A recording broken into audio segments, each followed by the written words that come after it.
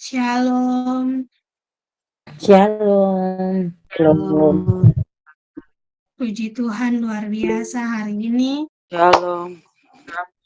Saya percaya semua kita terus menikmati kebaikan Tuhan. Tidak terasa kita sudah ada di penghujung bulan April. Sisa 2 hari, tiga hari lagi kita akan menyelesaikan bulan April ini. Tetap semangat. Hidup melakukan apa yang menjadi kehendak Tuhan. Puji Tuhan kita masih dengan tema yang sama, melepaskan kedagingan. Tema yang sama tentang melepaskan kedagingan. Malam ini saya akan bahas satu poin penting yang beberapa hari ini sudah Tuhan sampaikan, Tuhan ajarkan, dan puji Tuhan malam ini Tuhan ingatkan untuk saya bagikan, yaitu hasil dari kita melepaskan kedagingan adalah kita sudah siap menjadi prajurit-prajurit Allah. Hasil dari kita melepaskan kedagingan adalah kita siap menjadi prajurit-prajurit Allah. Bapak, Ibu, dan Saudara siap jadi prajurit-prajurit Tuhan? Amin. Amin. Iya. Kalau siap jadi prajurit-prajurit Tuhan, mari buka di dalam Efesus pasal 6. Firman Tuhan yang sudah sering kita baca. Bahkan mungkin ada yang banyak sudah hafal. Ayatnya yang ke-12. Efesus pasal 6. Ayatnya yang ke-12. Saya baca ayatnya. Efesus 6 ayatnya yang ke-12.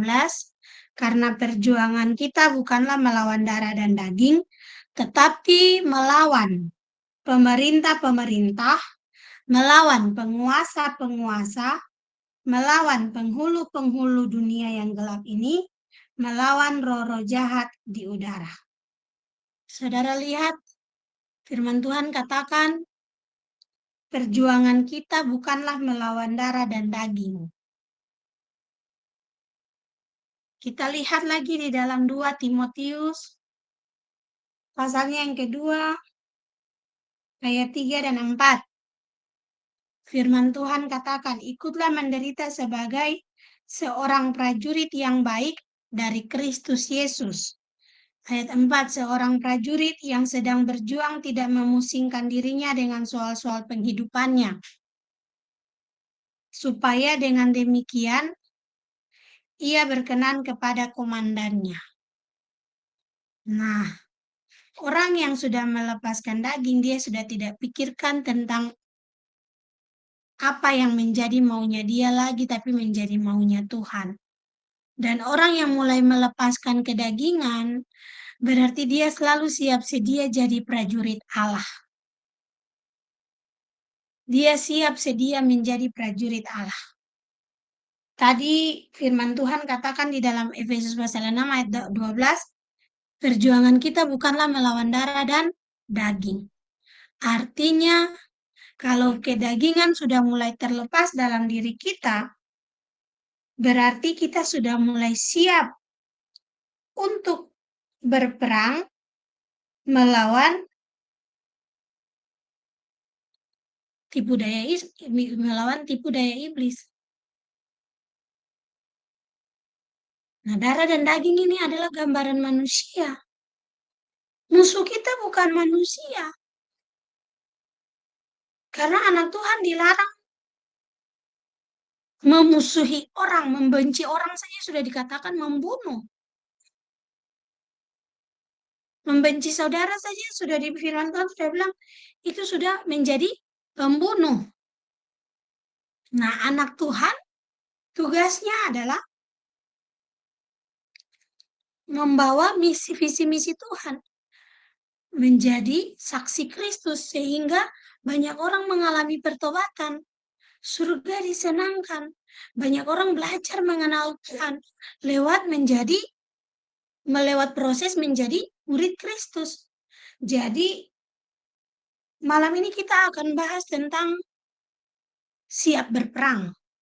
Saudara, Saya dalam mempersiapkan ibadah malam ini, 3 hari saya terus nangis, saya tidak tahu apa yang saya tangisi. Tapi tangisan saya itu tangisan sukacita, tangisan pengucapan syukur yang saya sampai bilang buat Tuhan, luar biasa Tuhan.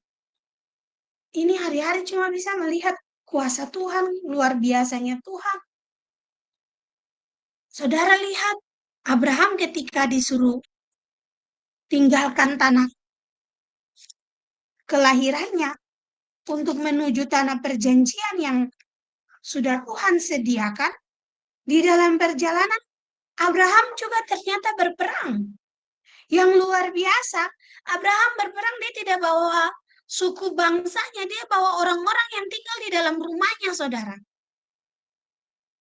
Dia mulai proses berperang itu adalah ketika dia tinggalkan kampungnya, dia jalan menuju tanah perjanjian, dan di dalam perjalanan menuju tanah perjanjian itu, dia dengar saudaranya, Lot, istrinya, anak-anaknya sudah menjadi tawanan oleh raja-raja di timur, lalu Abraham ambil semua orang yang ada di dalam rumah.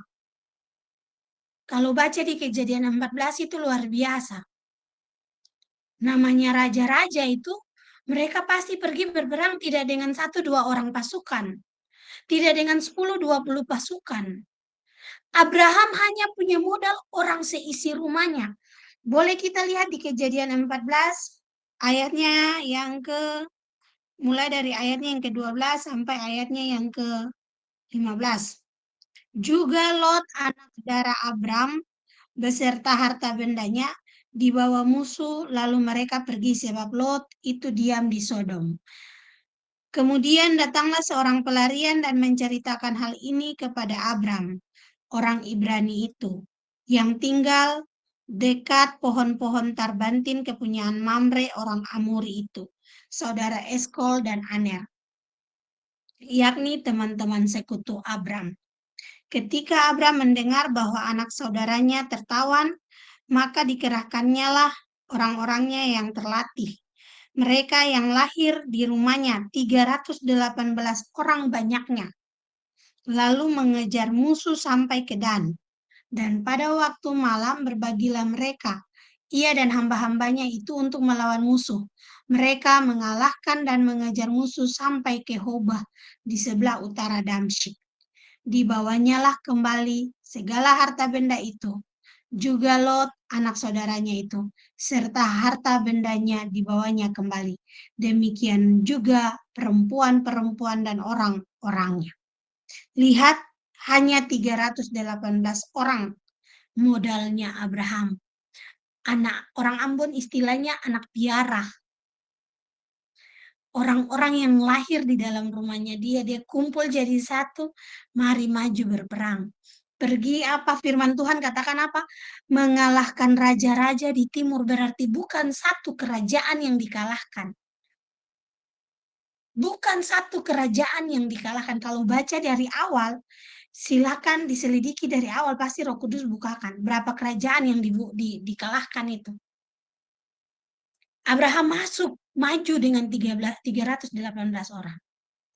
Proses Abraham waktu maju berperang adalah setelah dia ambil keputusan supaya saya dan kamu tidak berkelahi, jangan ada pertengkaran di antara sesama saudara, jangan ada pertengkaran di antara istri, di antara gundik-gundik, bahkan binatang-binatang pun tidak boleh bertengkar di antara kita.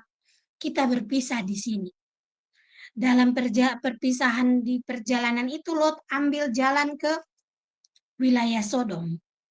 Abraham ambil jalan yang lain.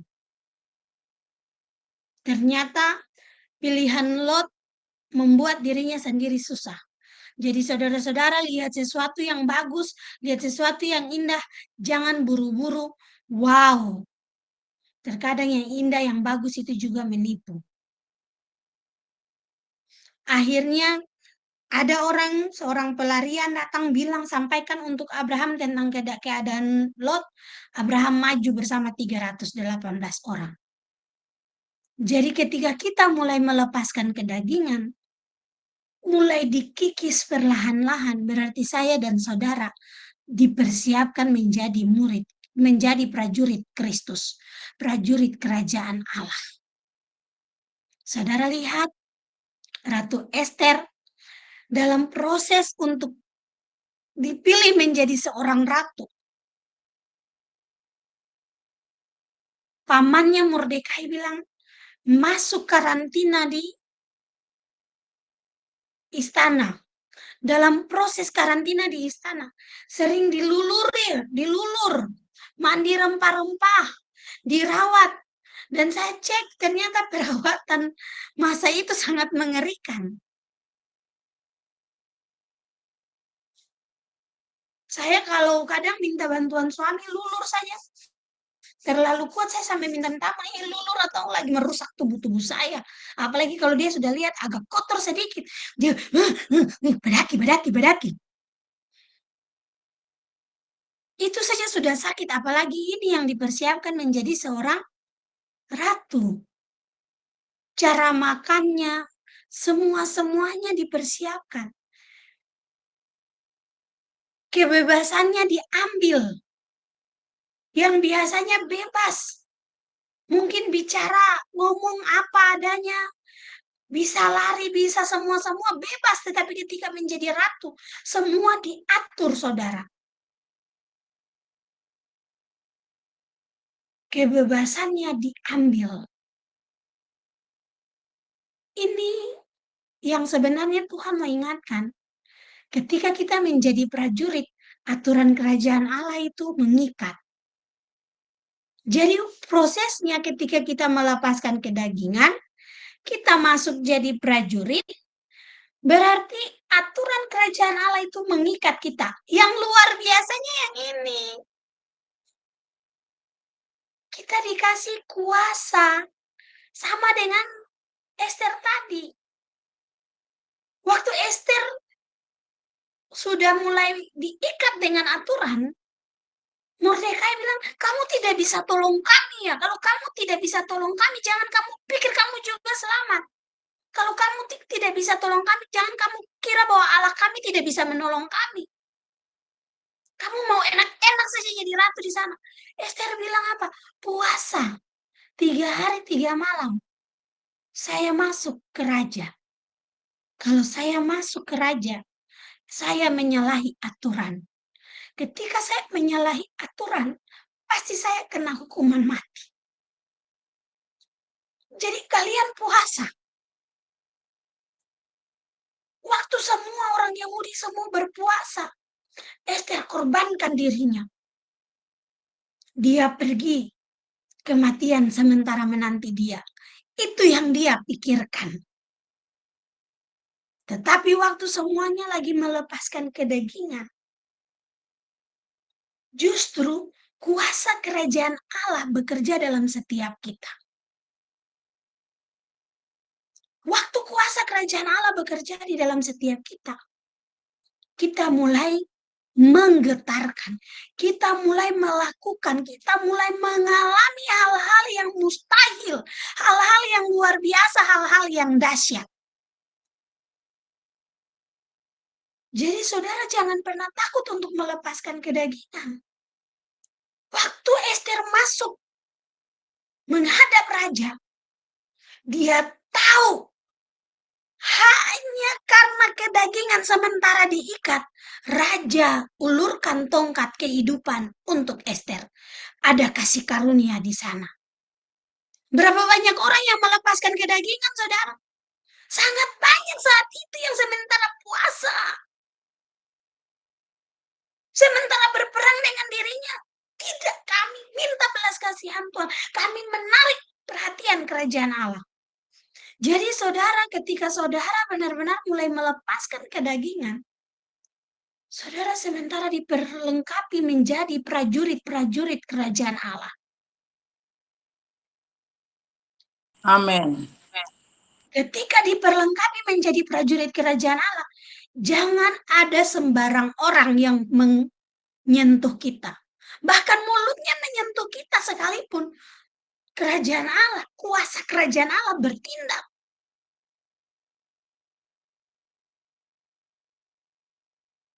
Saya tidak tahu kenapa Tuhan taruh ini begitu kuat. Dan Tuhan ingatkan saya mesti ngomong. Bahkan Tuhan buka mulai dari Kejadian. Kamu lihat Abraham. Dia dilatih Tuhan berperang.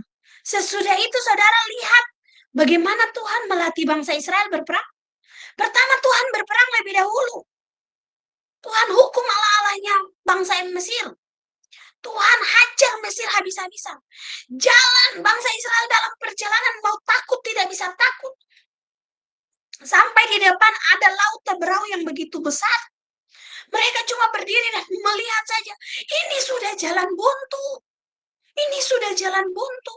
Tuhan bilang buat Musa, angkat tangan yang ada tongkat itu. Musa angkat tinggi-tinggi. Laut mulai terbelah. Bangsa Israel maju.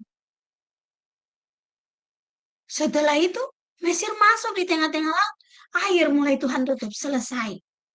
Miriam waktu lihat itu selesai. Sampai di tempat yang paling sudah sangat kering dan sudah paling merasa aman. Miriam yang dia lakukan adalah mulai naikkan puji-pujian bersama bangsa Israel. Dia ambil rebana, dia menari buat Tuhan, mereka bernyanyi buat Tuhan, ada kemenangan karena Allah yang berperang. Ini masih, mereka masih diajar saudara. Waktu Allah masih berperang, bangsa Israel belum melepaskan kedagingan. Mereka masih diajar, Tuhan masih menyatakan diri. Ini Allahmu loh, jangan malu-malu sama saya, jangan ragukan saya. Kamu gak usah buat apa-apa, saya yang bertindak. Saya yang bertindak. Sampai akhirnya bangsa Israel keluar dari Mara dan Elim. Tuhan mulai melatih bangsa Israel untuk berperang. Keluaran pasal 7.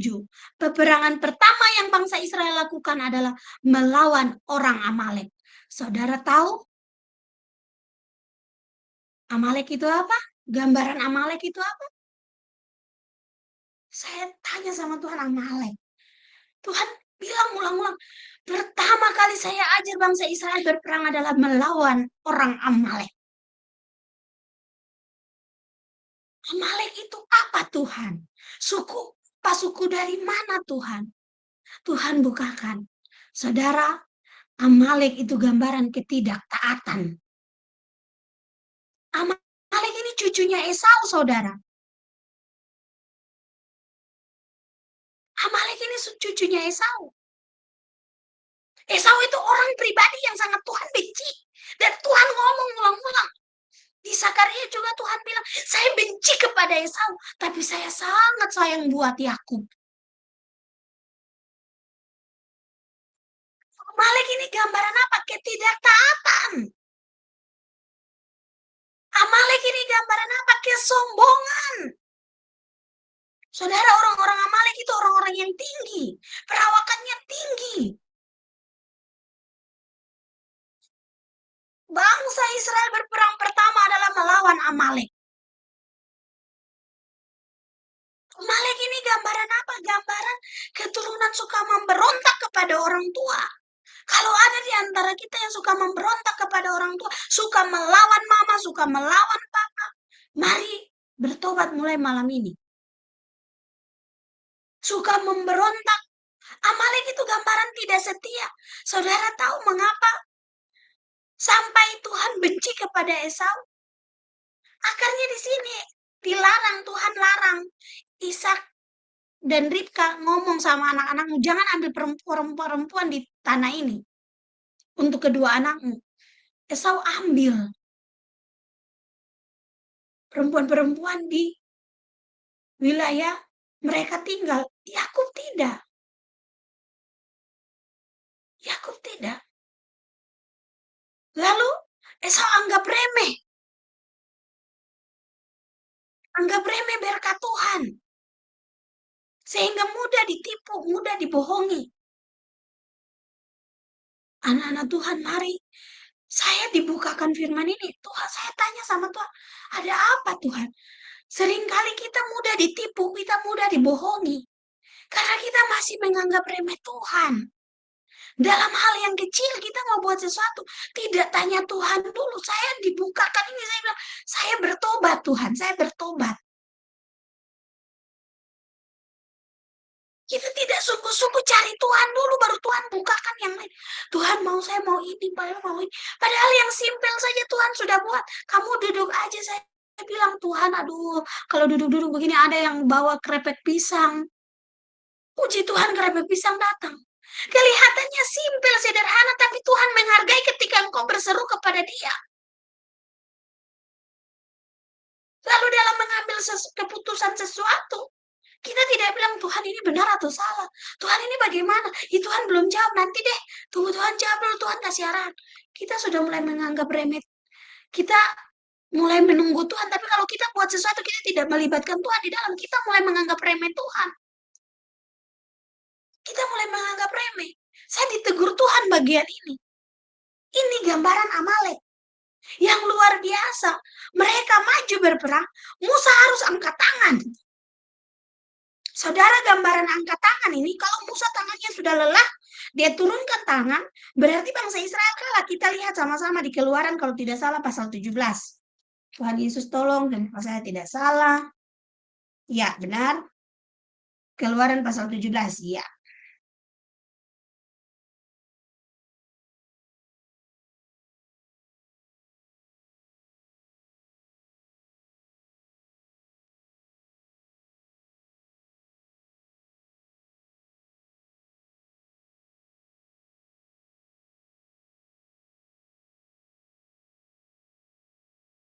Ayat yang 11. Dan terjadilah apabila Musa mengangkat tangannya, lebih kuatlah Israel. Tetapi apabila ia menurunkan tangannya, lebih kuatlah Amalek. Saudara, peperangan yang Tuhan mau di sini adalah angkat tangan buat Tuhan. Bukan saya, jangan bilang bahwa saya mampu Tuhan, dan saya maju saja Tuhan. Allah kita tidak butuh dibela. Justru kita butuh pembelaan Dia. Makanya Tuhan bilang kalau ada yang ngamuk-ngamuk kamu, marah-marah kamu, jangan marah-marah. Ada yang hina kamu, ada yang fitnah kamu, jangan kaget. Ada yang menampar pipi kirimu, berikan pipi kananmu. Kenapa? Tuhan ajar kita angkat tangan total, melepaskan kedagingan berarti penyerahan diri total buat Tuhan. Dan saudara lihat, ketika Musa angkat tangan, Israel menang. Waktu tangan lelah, turun tangan. Amalek yang lebih kuat.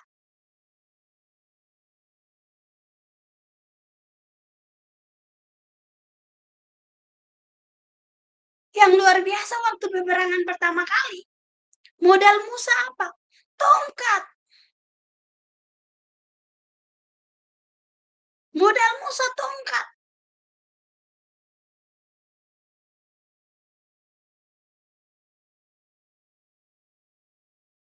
Tongkat Allah. Itu modal Musa. Modal pasukan yang berperang apa? Pedang, saudara. Modal pasukan yang berperang, pedang. Pedang itu firman Allah. Jadi kalau mau berperang tidak ada firman Tuhan di dalam diri. Jangan cerita omong kosong. Pergi berperang belum selesai melepaskan kedagingan. Saudara dan saya jangan pernah berpikir kita jadi orang-orang yang menang. Karena Alkitab mengatakan kita ditentukan menjadi lebih dari pemenang, bukan orang yang menang saja.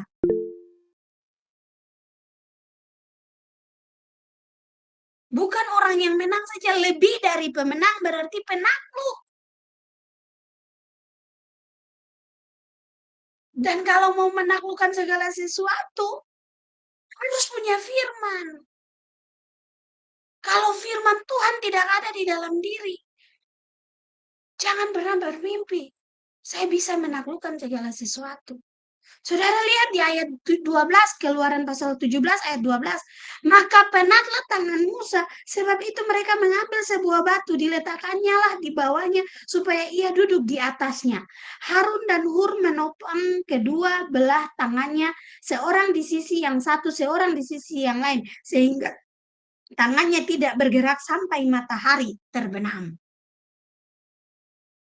Kalau tangan Musa sudah lelah,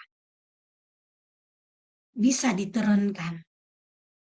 Saudara, kalau diturunkan, bangsa Israel kalah. Tuhan mau bilang buat kita, jangan pernah lelah angkat tangan buat Tuhan. Karena setiap hari itu kemenangan buat engkau dan saya. Bangun pagi angkat tangan buat Tuhan. Tuhan ini Nali, Tuhan ini Ibu Garpenasi, Tuhan ini Usilin, ini saya Paulin, Tuhan, Tuhan ini saya Cici Benamen, Tuhan. Jangan lelah angkat tangan buat Tuhan. Jangan pernah lelah. Jangan pernah lelah. Waktu Musa angkat tangan, tangannya mulai lelah.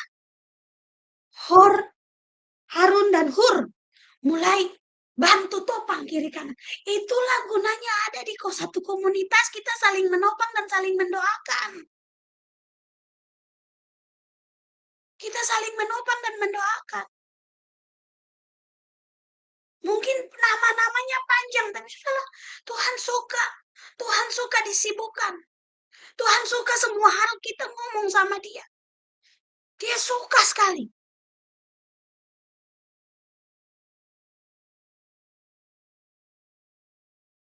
Saudara lihat ketika Musa mulai angkat tangan, tangannya ditopang. Ayat 13 dikatakan demikianlah Yosua mengalahkan Amalek dan rakyatnya dengan mata pedang. Kemudian berfirmanlah Tuhan kepada Musa, tuliskanlah semuanya ini dalam sebuah kitab sebagai tanda peringatan dan ingatkanlah ke telinga Yosua bahwa aku akan menghapuskan sama sekali ingatan kepada Amalek dari kolong langit. Ini luar biasa, saudara.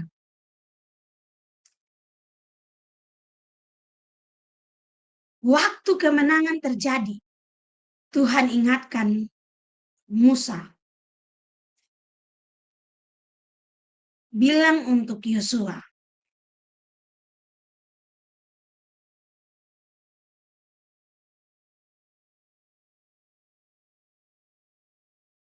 tulis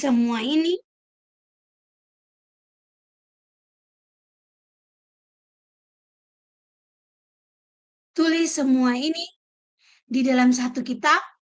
Artinya apa? Kesaksian. Kalau kita mengalami kemenangan berarti ada kesaksian di dalam diri kita. Kita bisa cerita. Saya kemarin tidur tiba-tiba ketindisan. Aduh, tidak bisa bergerak. Mau balik ke kanan tidak bisa. Lalu saya langsung dalam nama Yesus. Darah Yesus berkuasa. Darah Yesus berkuasa. Tiba-tiba saya sudah bisa berputar. Lalu saya bangun, saya baca Alkitab. Lalu saya mulai berdoa. Saya merinding setengah mati, tapi puji Tuhan tiba-tiba saya bisa mengalami kemenangan. Ada kesaksian. Tuhan bilang buat Musa, tulis ini di kitab kehidupan, dan ingat saya akan hapus Amalek dari muka bumi. Saya akan membinasakan Amalek dari muka bumi. Ini yang tadi saya bilang, orang-orang yang tidak takut akan Allah akan dibinasakan dari muka bumi. Jadi Amalek itu sekali lagi gambaran kesombongan, pemberontakan. Saudara tahu, orang sombong itu tidak mau ditegur, dikasih tahu tersinggung, diomong baik-baik tersinggung, salah omong tersinggung. Mari yang suka-suka tersinggung di sini bertobat malam ini.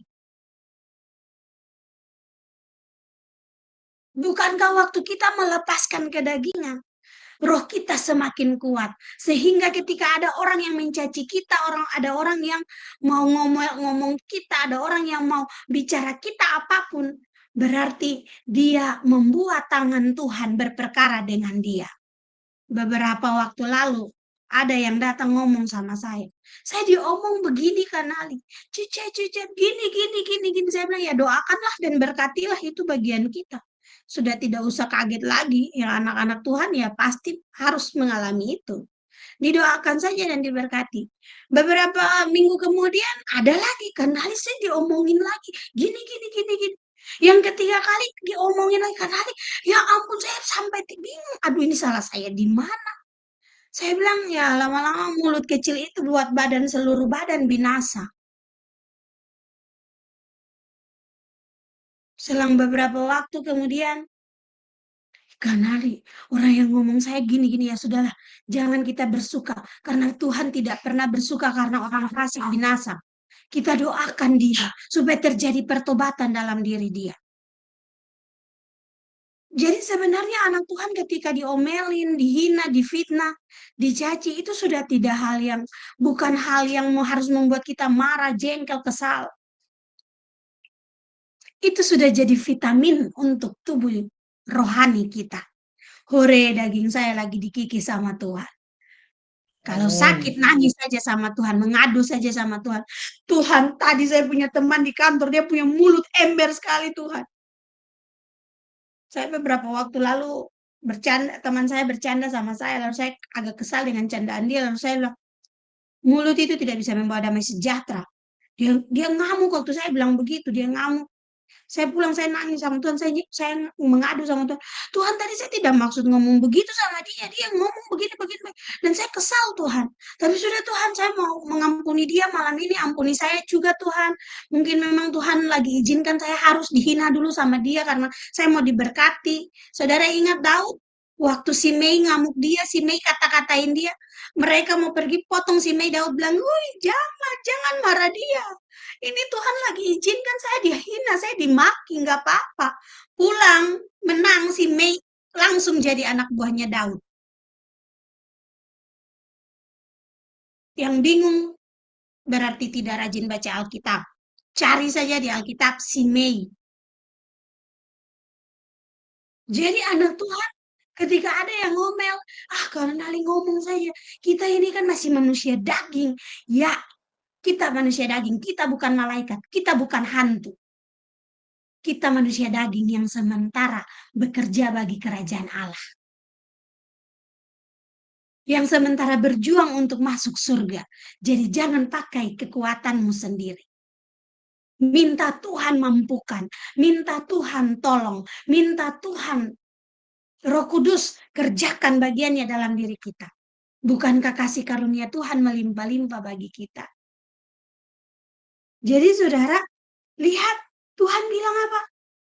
Katakan buat Yosua, aku akan membinasakan orang Amalek dari muka bumi. Orang yang sombong, orang yang suka memberontak, orang yang suka hidup di dalam kedagingan akan dihapus oleh Tuhan dari muka bumi.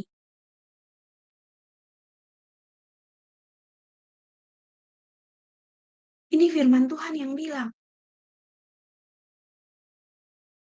Yang luar biasa di ayat 16, Keluaran 17 ayat 16, ia berkata, tangan di atas panji-panji Tuhan. Tuhan berperang melawan Amalek turun-temurun. Jadi saudara, sampai hari ini kalau ada di dalam diri kita roh pemberontakan, ada di dalam diri kita suka melawan orang tua, ada di dalam diri kita ketidaktaatan, semua yang berhubungan dengan kedagingan, suka parlente, suka mencuri, suka menghina, suka memfitnah. Mari kita minta Roh Kudus tawan setiap pribadi kita, supaya setiap hari kita mengalami pertobatan. Setiap hari kita harus mengalami pertobatan. Karena firman Tuhan katakan, Tuhan melawan Amalek turun-temurun. Kalau ini ada di dalam diri kita, berarti Tuhan akan melawan. Ada yang berani melawan Tuhan? Kalau yang berani melawan Tuhan, saya mau sarankan malam ini tidak usah dengar firman Tuhan. Ini luar biasa. Yang kedua, saudara, waktu kita berperang, mari kita lihat di dalam 2 Korintus pasal 10.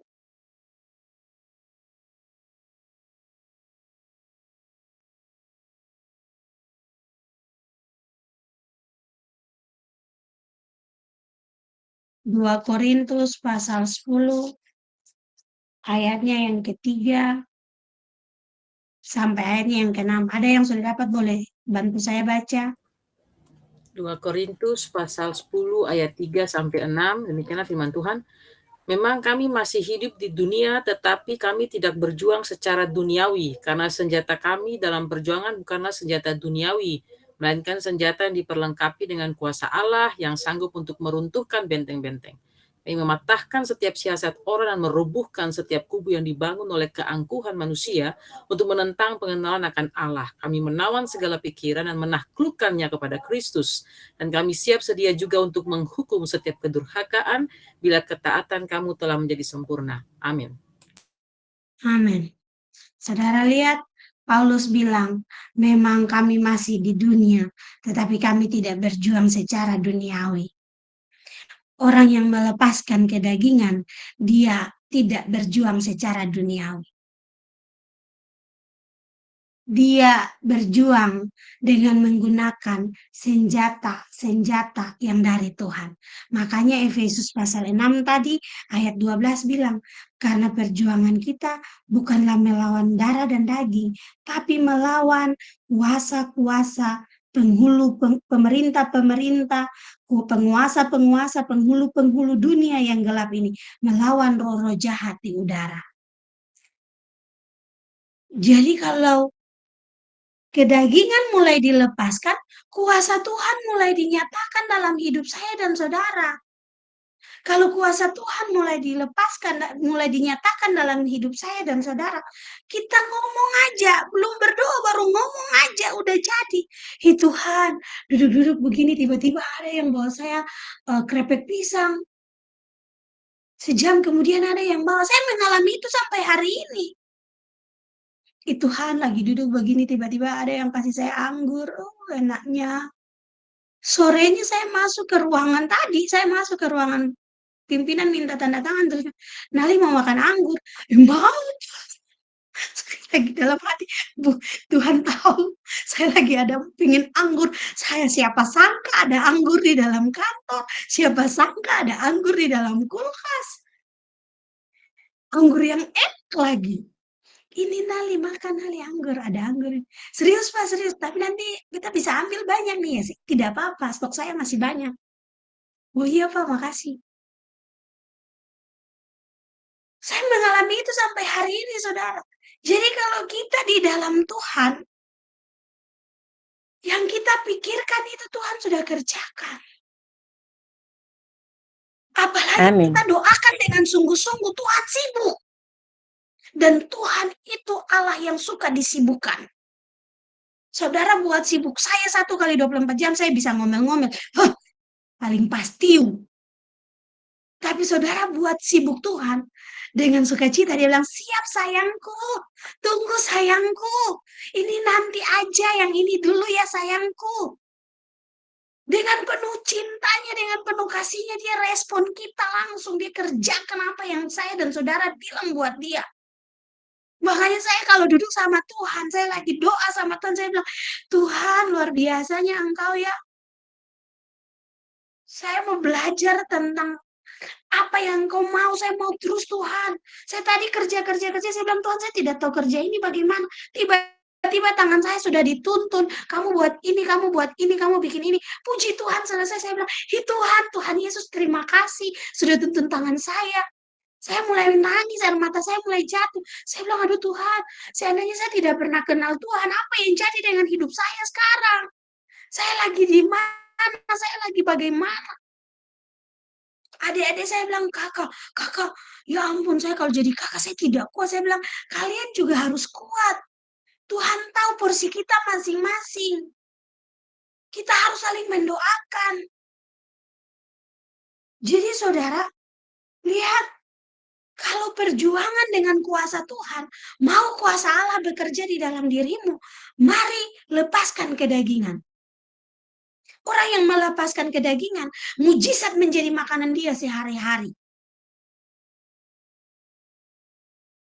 Kenapa? Amin. Karena mujizat itu adalah fasilitas yang kita gunakan. Bukan lagi kebutuhan, fasilitas. Berarti itu tersedia kiri, kanan, muka, belakang, atas, bawah. Tuhan Yesus di dalam pelayanan, ada saatnya fasilitasnya dipakai, ada saatnya pengajaran yang disampaikan supaya fasilitasnya nyusul. Waktu murid-murid tidak bisa pakai fasilitas mujizat, Tuhan Yesus marah, Tuhan Yesus ngomel. Sampai kapan kamu tidak percaya? Kenapa? Masalah kedagingan. Rasa percaya untuk Tuhan belum ada. Nah, mau percaya buat Tuhan, masuk padang gurun, masuk proses, masuk penderitaan. Dapat kuasa Tuhan di situ. Dapat kuasa Tuhan. Saya tadi malam jujur saudara, saya duduk dan saya doa sama Tuhan. Sudah mau jam 1, saya tunggu-tunggu laporan-laporan pendoa. Saya lihat sampai sudah jam 12 lewat, akhirnya saya bilang Tuhan terima kasih. 10 orang saja yang doa hari ini. Saya lanjut doakan. Saya lanjut doakan yang 10 orang di pendoa Mutiara Kasih Karunia, lalu yang di GPD, saya lihat dan saya lanjutkan doakan. Puji Tuhan waktu saya mulai doakan, saya mulai sebelum doakan saya curhat sama Tuhan. Tuhan, makin lama kok saya makin nggak kuat ya Tuhan.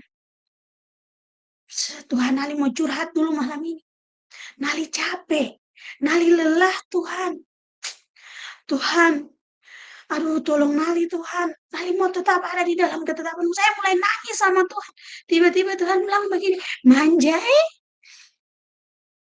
Saya akhirnya senyum-senyum, saya bilang, iya, iya, sudah Tuhan. Kemarin sudah digendong, hari ini Tuhan lagi ajar. Bukan, jangan terus-terus digendong. Harus saatnya kamu berlari.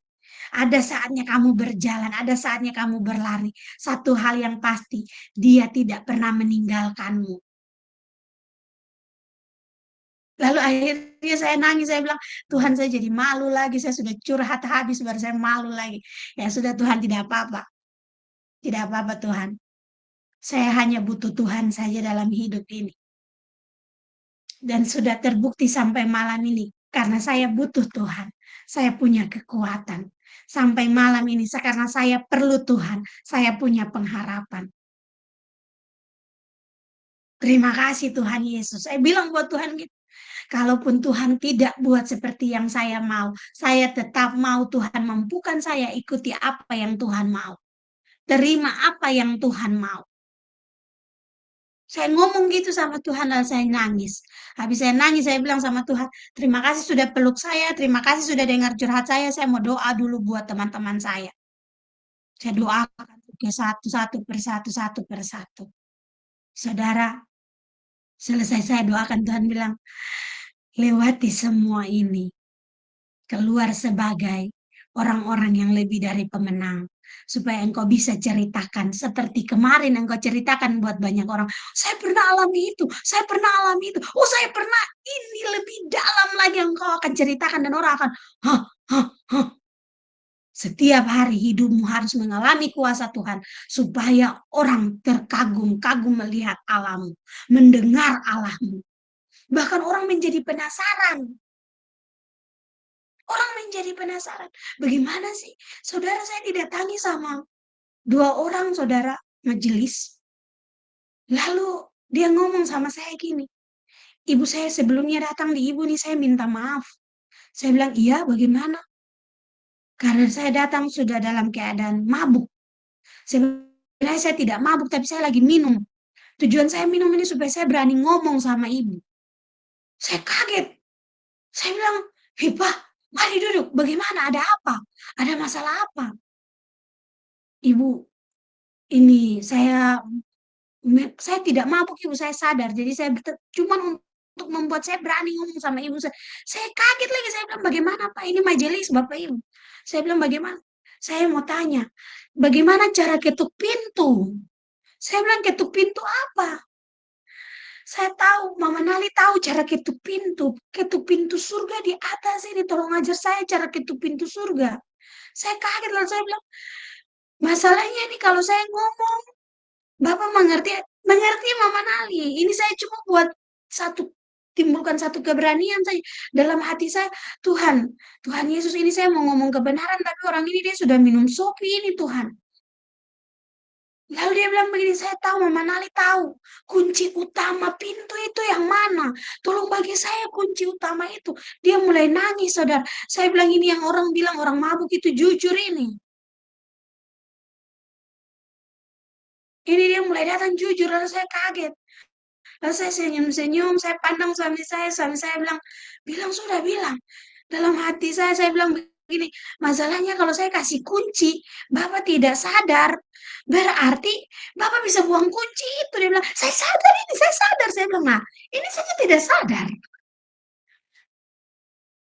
Dia berdiri dengan penuh, saudara, dengan penuh hormat, tangannya di depan, tunduk. Saya bilang, "Duduk, duduk dulu, baru kita ngomong.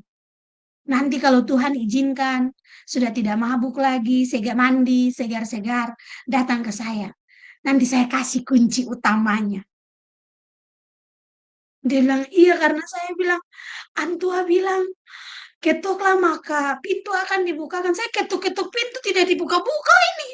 Dalam hati saya, "Oh Tuhan, ini kalau saya ngomong dia sadar atau tidak?" Lalu dia bilang, "Saya punya pergumulan paling berat." Saya bilang, "Puji Tuhan, kalau Bapak punya pergumulan paling berat, berarti Bapak ditentukan Tuhan untuk datang buat Tuhan setiap hari. Tuhan tidak mau Bapak jauh dari Tuhan. Tuhan lagi mengasihi Bapak dan Tuhan butuh respon Bapak. Cinta Tuhan harus direspon. Jangan bangga, "Ih, Tuhan Yesus itu mengasihi saya. Kemarin pendoa itu lihat saya tembus-tembus." Dia bilang, "Oh, kamu itu bagus.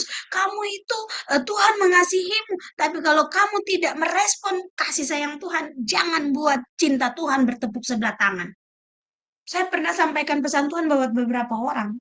Saya bilang, "Tuhan mengasihimu dan Tuhan sementara terus memperhatikan engkau." 3 hari kemudian dia ngomong sama teman-temannya, "Ih, saya dapat pesan Tuhan. Tuhan itu mengasihi saya." Matanya berkaca-kaca. 5 hari kemudian dia main judi sama teman-temannya. Minggu depan saya ketemu lagi sudah mabuk-mabukan. Minggu berikutnya kalau lihat saya dia sudah malu. Saya bilang buat dia, buat beberapa orang ya, Tuhan mengasihi tapi Tuhan tidak mau cintanya bertepuk sebelah tangan. Hal yang membuat Tuhan sakit itu adalah cintanya bertepuk sebelah tangan.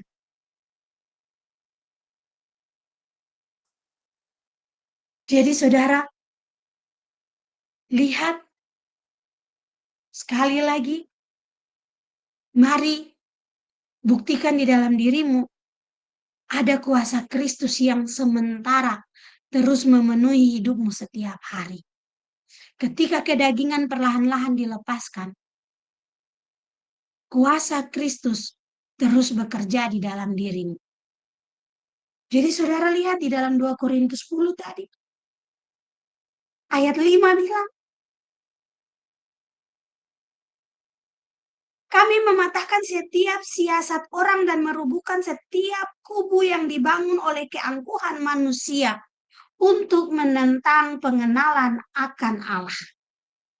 Ini dia peperangan kita yang sebenarnya.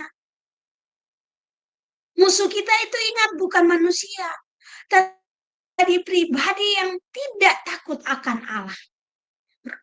Yang ada di dalam dirinya yang masih terikat dengan yang namanya kedagingan. Firman Tuhan katakan apa tadi? Mematahkan setiap siasat orang. Jadi saudara di rumah, lihat, mulai doakan. Doakan, "Oh kakak saya, mama saya, kedagingan paling tinggi bagian apa? Bagian cerewet." Pagi-pagi baru habis doa, baru habis saat teduh, baru habis baca Alkitab, mulai cuca cuca cuca cuca cuca. Tinggal didoakan. Tuhan, segala roh mulut cerewet dalam diri mama dalam nama Tuhan Yesus. Kalau rumah mulai dikuasai dengan kuasa Tuhan, lingkungan rumah pun kita akan kuasai. Saudara, saya tadi dalam mempersiapkan firman ini, Tuhan ingatkan saya bagian-bagian lingkungan tempat tinggal saya.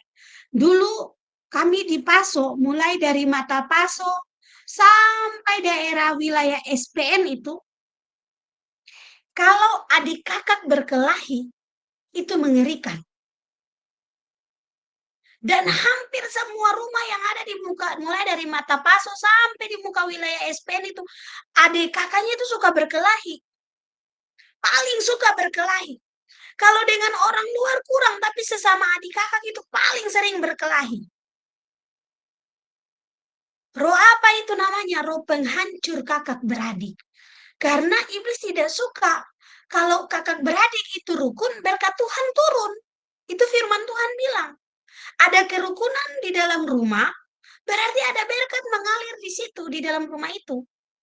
Nah, iblis tidak suka anak-anak Tuhan diberkati. Lalu almarhum Mama Ida mulai bilang, Mama lihat di lingkungan ini, hampir semua rumah itu kakak beradik tidak ada yang akur. Lihat, rumah di atas itu perempuan semua. Tapi kalau bertengkar, berkelahi paling seram sekali. Lihat kita punya keluarga di sini. Kalau berkelahi seram sekali. Lihat di sebelah. Lihat di rumah sana. Jadi rumah kita kan berjejer-berjejer begitu di paso. Saya diam lah. Saya diam. Saya bilang, iya ya benar juga ya. Puji Tuhan Mama Ida ambil harga. Mama Ida puasa. Mama Ida ambil harga. Lalu Mama Ida mulai doakan. Doa peperangan. Tuhan kami rebut wilayah ini. Segala tipu daya iblis yang mau menghancurkan keluarga-keluarga Kristen. Oh kita mulai doa peperangan. Puji Tuhan sampai hari ini. Sudah tidak terlihat lagi adik kakak yang suka bertengkar. Nah, itu saya praktekkan. Saya praktekkan waktu saya tugas di Buru Selatan. Pertama kali saya tugas dengan Bapak Ai di Buru Selatan, kami tinggal di tempat kosan yang pertama. Itu semua suami istri suka bertengkar. Di belakang itu suami istri bertengkar, mau pagi, mau subuh, mau tengah malam. Di kos-kosan berapa kamar itu suami istri tukang bertengkar, pindah di sebelah kosan kami, bahkan di dalam tempat kos-kosan kami itu suami istri bertengkar, sampai saya dan suami juga suka bertengkar. Hal yang tidak penting sekali bertengkar, terus saya sampai marah-marah. Lalu saya ngomong sama Mama Ida bilang, Nona coba Nona lihat di lingkungan sekitar situ. Apakah Nona dengan Ai saja yang suka berantem? Tidak, Mak. Di belakang ini juga kasihan kemarin suaminya pukul istrinya, istrinya ikut suaminya dengan parang. Ini di depan ini lagi, di ini lagi. Lalu Mama Ida bilang berarti penguasa di lingkungan situ adalah penguasa yang menghancurkan rumah tangga Kristen. Mulai doakan. Lalu puji Tuhan saya mulai ambil puasa, ini awal-awal saya mulai dibawa Tuhan, diajar Tuhan untuk doa peperangan. Saya mulai ambil puasa dan saya mulai doakan wilayah situ. Puji Tuhan sampai kami pindah dari situ ke rumahnya Mama Ina. Sudah jarang terlihat suami istri berkelahi. Hampir tidak ada sama sekali. Menang di lingkungan itu, puji Tuhan, Tuhan pindahkan di lingkungan Mama Ina. Sampai di rumahnya Mama Ina, di lingkungan rumahnya Mama Ina, diperhadapkan dengan lingkungan rumah yang kalau putar lagu, haleluya, bisa dengar sampai radius 100-200 meter. Dan saudara itu satu rumah. Bagaimana kalau 5 rumah satu dalam waktu bersamaan putar lagu? Itu tembok-tembok, kaca-kaca itu semua bergetar. Saya sampai jantung tuh berdebar-debar sampai dalam hati. Tuhan, mereka ini tuli ya. Perasaan ini rumahnya berhadapan-berhadapan. Mana sound sistemnya bukan yang apa speaker yang kecil-kecil, ini speaker yang besar-besar itu Bapak Ibu. Dan bukan satu, 5. Di rumah Mama Ina saja speaker yang paling besar itu ada 4. Di tempat di adik ponakannya juga itu ada berapa rumah itu semua. Saya bilang, ya ampun Tuhan ini bagaimana? Oh tidak ada roh ketenangan di lingkungan ini. Ini tidak ada roh ketenangan. Ini roh beribut. Saya mulai puasa, saya mulai doakan wilayah itu, saya mulai gumuli Tuhan, semua sound sistem mereka malam ini Tuhan jelajahi, Tuhan berkati semua sound sistem, Tuhan taruh di hati mereka kesadaran supaya ada ketenangan. Oh saya mulai doakan, puji Tuhan Bapak Ibu Saudara, Mama Ina punya suami yang biasa kalau putar lagu, seisi namrole bisa dengar, mulai turun pelan-pelan. Pindah lagi di tetangganya mulai, bahkan berapa rumah sudah tidak putar lagu lagi. Ini yang namanya firman Tuhan bilang, kita mematahkan setiap siasat orang dan merubuhkan setiap kubu yang dibangun oleh keangkuhan manusia untuk menentang pengenalan akan Allah. Kita mulai patahkan itu. Ini anak Tuhan harus mulai tangkap. Lingkungan rumah saya ini apa? Saudara, saya sementara diingatkan Tuhan untuk siapkan panji-panji berperang. Akan ada kemenangan yang besar. Saya bilang, Tuhan, peperangan apa yang akan dilakukan ini? Apa yang akan dikerjakan? Jadi mari Bapak Ibu, Saudara, lihat di rumah. Suami suka selingkuh, jangan marah-marah. Istri belum takut Tuhan, jangan marah-marah. Kalau kedagingan kita perlahan-lahan mulai dilepaskan, berarti pakai kuasa Allah yang sementara dinyatakan dalam hidupmu. Amin. Doakan, Tuhan, segala roh ketidakbenaran dalam diri suami saya, segala roh kebohongan dalam diri anak-anak saya, segala roh pemberontakan dalam diri anak-anak saya, dalam nama Tuhan Yesus saya patahkan, saya hancurkan, saya cabut dalam nama Tuhan Yesus Kristus. Tuhan ikat mereka dan jadikan mereka tawanan Roh Kudus. Saudara, kalau ngomong berdoakan ini setiap hari di hadapan Tuhan, saya percaya Tuhan pasti kerjakan. Dimulai dari dalam rumah, pindah ke lingkungan rumah. Saya ingat beberapa waktu lalu, waktu bolak-balik Ambon, lalu banyak yang bilang bahwa di Mardika itu pencurian paling banyak. Orang-orang pencuri banyak dan mereka sudah mulai terorganisir. Saya bilang, Tuhan, kayaknya nanti buat saya tidak nyaman ini. Lalu saya mulai duduk pikir-pikir, sudah saya puasa saja. Kita doakan, saya puasa, saya dan suami mulai doakan. Puji Tuhan, selang beberapa waktu kami lihat di TikTok, itu semua sudah mulai dibongkar. Sudah mulai ada pembenahan. Saya lihat, saya bilang, oh iya Tuhan mulai perbaharui. Lewat kepemimpinan yang ada. Jadi anak-anak Tuhan yang mulai melepaskan kedagingan, mempengaruhi satu kota di mana saudara tinggal.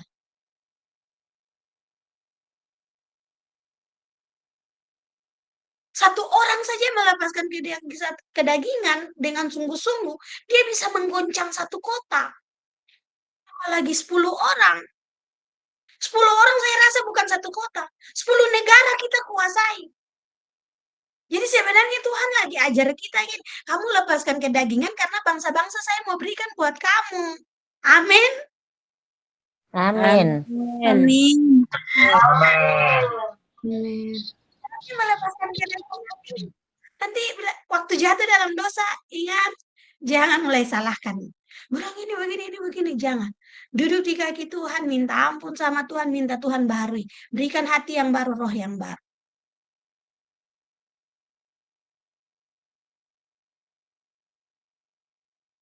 Jadi, mari siap. Di saat kita melepaskan kedagingan, berarti kita menjadi prajurit. Di saat kita menjadi prajurit, kita akan mengalami yang namanya kemenangan lepas kemenangan. Nah, kita lihat lagi Yesaya pasal 58.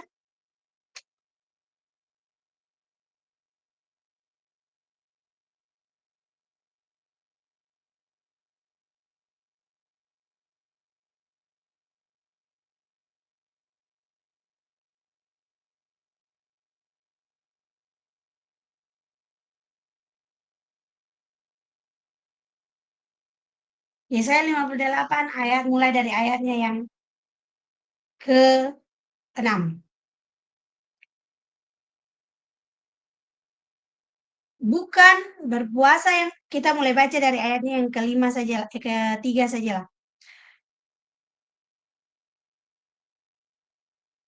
Mengapa kami berpuasa dan engkau tidak memperhatikannya juga?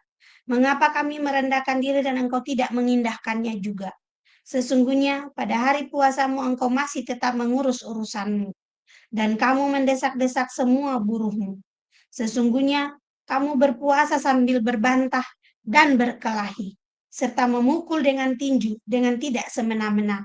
Dengan caramu berpuasa seperti sekarang ini, suaramu tidak akan didengar di tempat maha tinggi.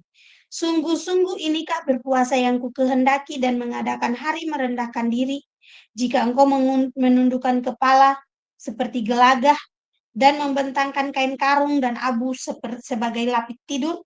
Sungguh-sungguh itukah yang kau sebutkan berpuasa, mengadakan hari yang berkenan pada Tuhan? Bukan. Berpuasa yang kukehendaki ialah supaya engkau membuka belenggu-belenggu kelaliman dan melepaskan tali-taliku, supaya engkau memerdekakan orang yang teraniaya dan mematahkan setiap kuk, supaya engkau memecah-mecah rotimu bagi orang yang lapar dan membawa ke rumahmu orang miskin yang tak punya rumah. Dan apabila engkau melihat orang telanjang, supaya engkau memberi dia pakaian, dan tidak menyembunyikan diri terhadap saudaramu sendiri. Pada waktu itulah terangmu akan merekah seperti fajar, dan lukamu akan pulih dengan segera.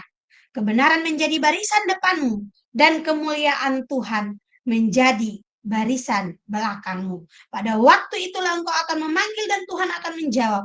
Engkau akan berteriak minta tolong dan Ia akan berkata, ini aku. Apabila engkau tidak lagi mengenakan kuk kepada sesamamu dan tidak lagi menunjuk-nunjuk orang dengan jari dan memfitnah. Apabila engkau menyerahkan kepada orang lapar apa yang kau inginkan sendiri dan memuaskan hati orang yang tertindas, maka terangmu akan terbit dalam gelap dan kegelapanmu akan seperti rembang tengah hari. Tuhan akan menuntun engkau senantiasa dan akan memuaskan hatimu di tanah yang kering dan akan membaharui kekuatanmu. Engkau akan seperti taman yang diairi dengan baik dan seperti mata air yang tidak pernah mengecewakan. Engkau akan membangun reruntuhan yang sudah berabad-abad dan akan memperbaiki dasar yang diletakkan oleh banyak keturunan. Engkau akan disebutkan yang memperbaiki tembok yang tembus, yang membetulkan jalan supaya tempat itu dapat dihuni. Saudara, firman Tuhan di dalam Yesaya 58 ayat 1 sampai 12 ini Tuhan ingatkan kita gini, rajin berdoa, rajin ibadah, tapi kalau tidak ada penundukan diri di dalam Tuhan, tidak mengalami perubahan, tidak menjadi saksi bagi orang lain, tidak menjadi berkat bagi orang lain, sia-sia ibadahmu. Simpelnya seperti itu. Nah, bukti engkau rajin beribadah adalah engkau jadi berkat bagi orang lain. Bisa membuat orang lain mengalami yang namanya pertobatan. Nah, salah satu cara untuk melepaskan kedagingan ya berpuasa. Dan hasil dari berpuasa adalah bukan orang lain saja bukan kita saja yang dimenangkan, orang lain juga bisa dimenangkan lewat doa dan puasa kita.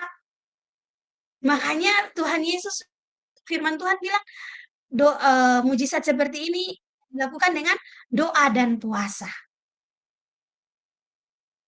Jadi, mari saudara, ini jaminan-jaminan luar biasa yang Tuhan berikan buat kita untuk kita bisa mengalami yang namanya kemenangan. Jadi saya dan saudara ditentukan Tuhan sebagai orang-orang yang lebih dari pemenang dengan cara berperang. Supaya masuk di dalam peperangan harus berjuang melawan kedagingan, melepaskan kedagingan. Jangan berjuang dengan kekuatan sendiri, harus berjuang dengan pertolongan Tuhan.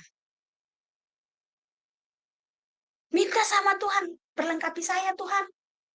Perlengkapi saya Tuhan, tolong saya Tuhan. Saya mau Tuhan. Hidup di dalam Tuhan. Ini tangan saya ingat saya mulai sungguh-sungguh di dalam Tuhan. Tidak ada satu hari saya lewati tanpa saya memberikan diri saya buat Tuhan. Saya bilang sama Tuhan, ini tangan saya Tuhan, masih suka buat dosa. Tolong tawan tangan saya. Roh Kudus ikat tangan saya yang suka buat dosa supaya jadi melakukan kebenaran. Ini pikiran saya Tuhan masih suka berpikir tentang dosa. Ini hati saya Tuhan. Suami saya kalau lihat saya doa waktu itu berserahkan diri buat Tuhan. Dia pandang, dia lihat ulang-ulang. Waktu saya mulai mengalami pembaharuan setiap hari di dalam Tuhan. Dia kaget saudara dan dia mulai ngomong buat banyak orang. Istri saya dulu itu dia punya karunia itu karunia melempar barang. Sekarang karunianya sudah wow luar biasa. Sudah tidak lagi melempar barang. Dia doa, dia ngomong semuanya Tuhan kerjakan. Bahkan hal-hal yang tidak pernah dia pikirkan. Saya bingung. Dia bisa ngomong Alkitab, Kejadian sampai Wahyu. Saya sering tanya sama istri saya, kapan kamu baca Alkitabnya? Kok saya tidak tahu. Ternyata kuncinya adalah Tiap hari mari bangun pagi berikan dirimu buat Tuhan. Malam berikan lagi dirimu buat Tuhan karena Tuhan tidak pernah berhenti bekerja. Siang malam dia Allah terus bekerja. Luar biasa kan? Allah kita tidak ada capek-capeknya disibukkan sama kita. Bodohnya kita kalau tidak mau menyibukkan Tuhan dengan kehidupan kita. Jadi anak-anak Tuhan, pastikan tiada hari engkau lewati tanpa bersama-sama dengan Tuhan. Sekali lagi Yesaya 58 ingatkan kita. Kalau kedagingan dilepaskan, ada kemenangan di dalam diri kita. Dan juga kemenangan yang Tuhan berikan untuk kita bisa memenangkan orang lain.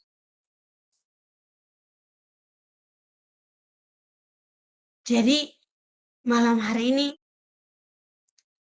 pertanyaannya menutup pengajaran ini. Sudahkah saya berperang?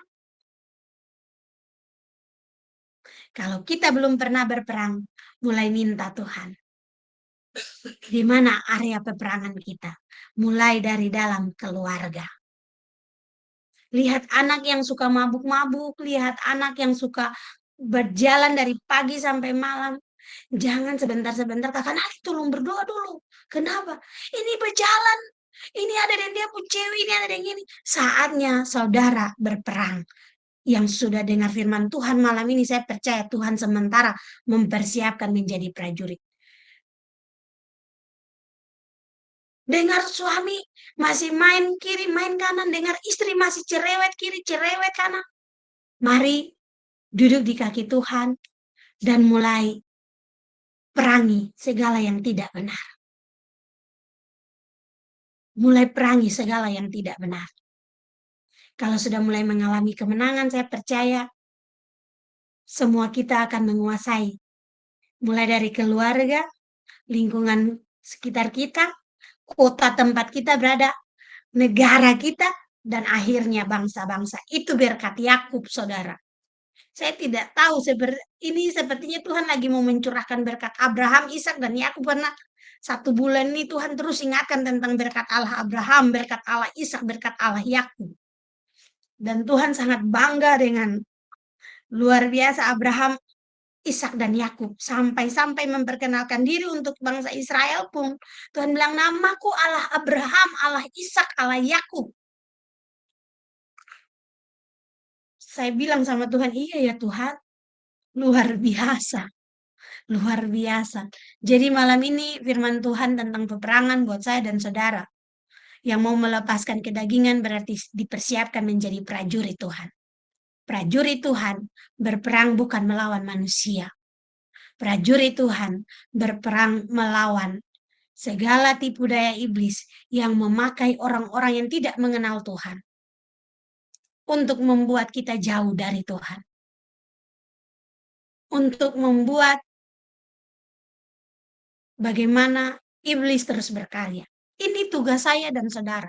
Jadi kalau kita mengalami pertobatan setiap hari, berarti kita melepaskan kedagingan setiap hari. Waktu kita melepaskan kedagingan setiap hari, ini bagian yang paling sedih, yang banyak orang tidak sukai, tapi ini sebenarnya vitamin untuk kekuatan rohani kita, yaitu proses.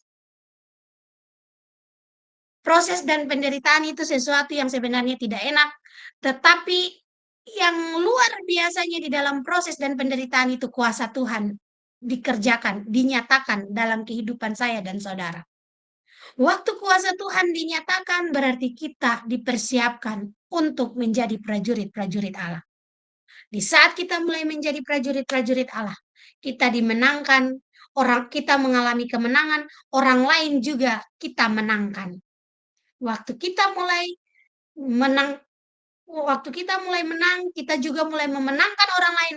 Berarti firman Tuhan nyata dalam kita bahwa kita ditentukan lebih dari pemenang.